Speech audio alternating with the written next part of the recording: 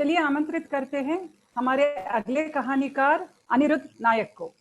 अनिरुद्ध, रचयिता रचयिता अनिरुद्ध।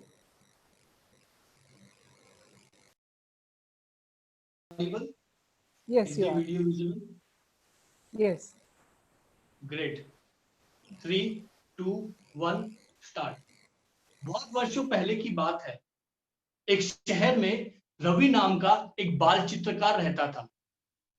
13 साल के रवि में चित्र का हुनर कुछ ऐसा था कि इतनी कम उम्र में ही उसने बड़ी प्रसिद्धि हासिल की थी। उसके चित्र बड़े ही मशहूर थे। एक दिन रवि के मन में ख्याल आता है कि वो एक ऐसा चित्र बनाए, ऐसे इंसान का चित्र जिसके चेहरे में अपार प्रसन्नता हो, जिसके चेहरे में उसके विनम्र स्वभाव की झलक हो, जिसके चेहरे में प्रेम और उल्लास साफ दिखाई दे। एक ऐसा चेहरा मानो ईश्वर का ही दूसरा रूप। अगले ही दिन रवि निकल पड़ता है ऐसे ही इंसान की तलाश में। वो गांव गांव, शहर शहर, गली गली घूमता है और आखिरकार एक गांव में उसे एक किसान मिलता है। वो किसान हूबहू वैसा है जैसे रवि ने सोचा था। उसके चेहरे पे सूरज जैसा तीव्र तेज था। उसके चेहरे में उसके विनम्र स्वभाव की झलक थी। उसके चेहरे में श्रद्धा और सेवा का भाव था। प्रसन्नता कुछ ऐसे निखर रही थी मानो कोई उसे देख ले उसका तो दिन ही बन जाए। रवि उस किसान से अनुमति मांगता है और उसका चित्र बनाने में जुट जाता है। स्वाभाविकता चित्र बड़ा ही सुंदर बनता है। रवि बहुत प्रसन्न होता है। वो चित्र बहुत मशहूर होता है और रवि बहुत प्रसिद्ध होता है। वक्त गुजरता है, 20 साल बीत जाते हैं। अब रवि उम्र में, कला में और तजुर्बे में और भी बड़ा है। अब उसके मन में ख्याल आता है कि वो एक ऐसा चित्र बनाए, ऐसे इंसान का चित्र जिसके चेहरे में उसका विकृत स्वभाव साफ दिखाई दे, जिसके चेहरे में द्वेष और घृणा की भावना दिखाई दे। एक ऐसा चेहरा जिसको देखे भी तो मन में नकारात्मक भाव आने लगे। एक ऐसा चेहरा जो यमराज की ही छवि हो। रवि अगले ही दिन निकल पड़ता है ऐसे ही इंसान की तलाश में। वो गांव गांव, शहर शहर घूमता है, जुए खाने, शराब खाने, कैद खाने, और आखिरकार एक कैद खाने में उसे एक कैदी मिलता है।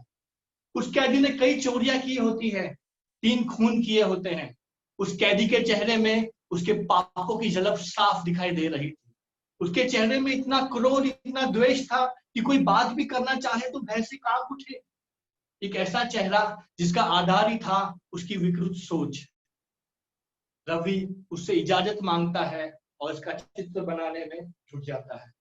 स्वाभाविकता चित्र बिल्कुल वैसा बनता है जैसे उस कैदी का चेहरा होता है। रवि प्रसन्न होता है और घर लौट जाता है। अगले ही दिन रवि को याद आता है कि 20 साल पहले उसने किसान का चित्र बनाया था। अचानक वो सोचता है किसान का चित्र और कैदी का चित्र मैं एक साथ प्रदर्शित करूं। इंसानियत के 2 विपरीत रूप मैं दुनिया को दिखाऊं। अगले ही दिन वो दोनों चित्र लेकर निकल पड़ता है प्रदर्शित करने। रास्ते में वो सोचता है वो कैदी को भी धन्यवाद दे देगा।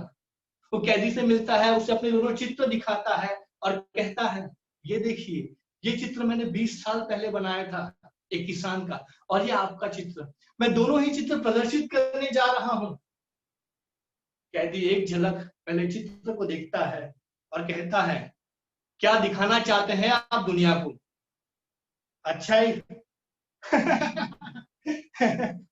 अच्छाई और बुराई।